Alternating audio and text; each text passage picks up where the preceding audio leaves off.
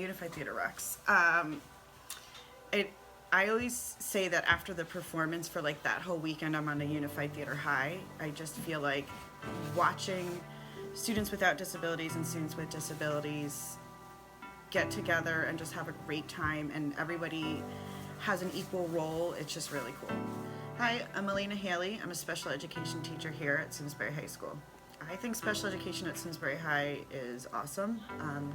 My students in particular have a lot of great opportunities. I think there's a lot of great inclusion. They're trying to get into the workforce, so 2 to 3 times a week they go out and they do job internships. So some of the internships are TJ Maxx, Village Cafe, Simsbury Public Library, Fitzgerald's. Little City Pizza is always a big one because they get paid in pizza, so that's a really cool thing. And then another opportunity they have is they work on a coffee cart that we created, so that helps the students work on their money skills, their social skills. You'll see some students who can't, reading's not their strength, but they're able to make coffee with just the help of a book that we made with pictures in it.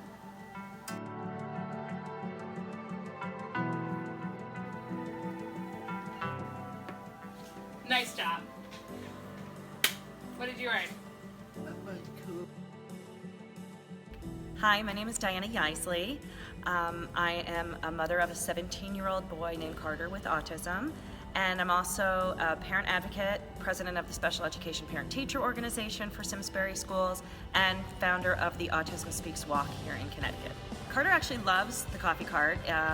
It's something that Ms. Haley talked to me about in helping to create for the high school, and what I like about it is that it gives the kids responsibility and specific job tasks and life skills that they need to learn, and interacting with other people in the building, learning how to manage cash, how to serve somebody and be polite in return. Carter likes to call himself a barista, and I just heard he's been promoted to head barista, and he's going to be taking on some additional responsibilities, which is really great because that's what all students are trying to learn to do in high school, and what we need to do in life is to learn how to be independent and take on more responsibilities. And in this kind of small little model, it's really helping him to learn some skills that he will need after high school. Hi, I'm Ava Rooney, and I'm involved in a lot of the inclusion programs at Simsbury High School. I'm involved in Best Buddies. I actually have a best buddy, and I spend time with him almost every day after school. His name is Kevin. He has Down syndrome. He's my homie with an extra chromie. I think we have a really good program. The teachers are so nice, and they're so determined to get the kids what they need, and they'll go to so many lengths to get it. It's really awesome. Miss Haley's room is my favorite room in this whole school. I love Miss Haley's room. The energy is so sweet, and everyone is working for the same purpose, I guess. A lot of people, it's all to inclusion, making sure that everyone is treated the same and nobody is looked down upon or treated differently because they have a disability, because otherwise, what's the point, I guess. And it's just such a fun environment, and the people that work in there are so sweet, and the kids love it. It's just a great room. I don't really remember when I was a student here there being many students with disabilities. I just remember occasionally I would see them in the cafeteria.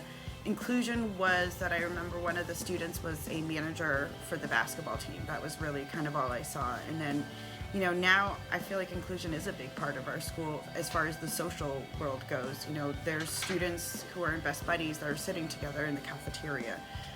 Students say hi to one another in the hallway. We have Best Buddies, we've got Unified Theater, we've got Unified Sports, we've got Unified Art, we have a Unified Wellness class, we have a Unified Art class coming next year.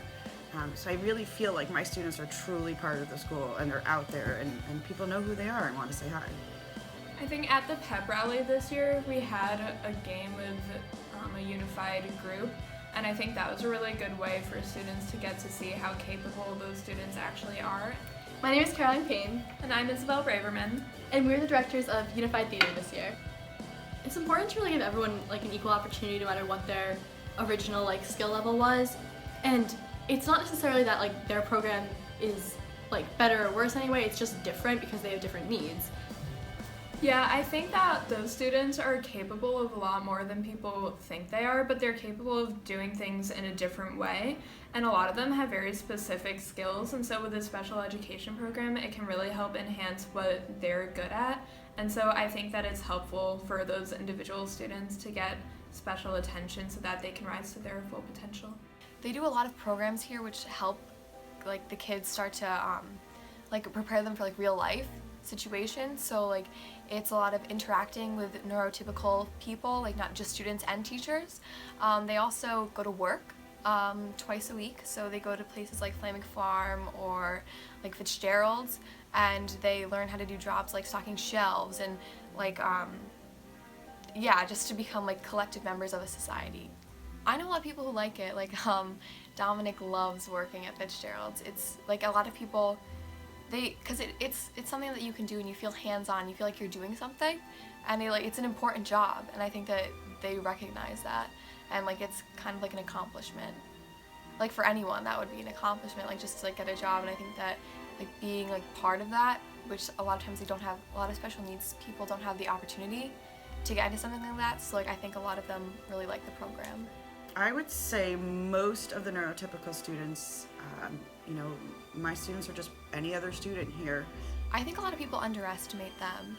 I think people take the label of like special needs or have a disability and they just kind of put it into one category, like kind of like less. But there's so many things, like there's so many, like just because you have a disability doesn't mean that you're any less than anyone else. And there are people who are so smart or so many talents, and I don't think people recognize that because they're too like blinded by the label of a disability.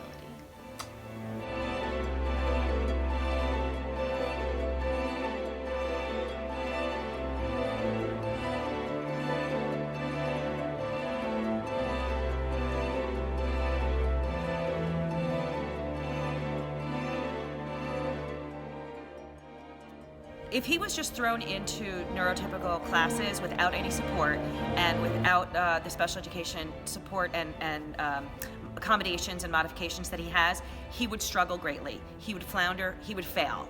He would not be successful, and he wouldn't actually learn the curriculum because he wouldn't have access to it for his ability. Same thing if he was put in a specialized school or a school where he was very isolated. For Carter, it's really important for him to be around typical peers because he learns a lot from them. He learns a lot socially, he learns a lot academically, he learns a lot emotionally from them.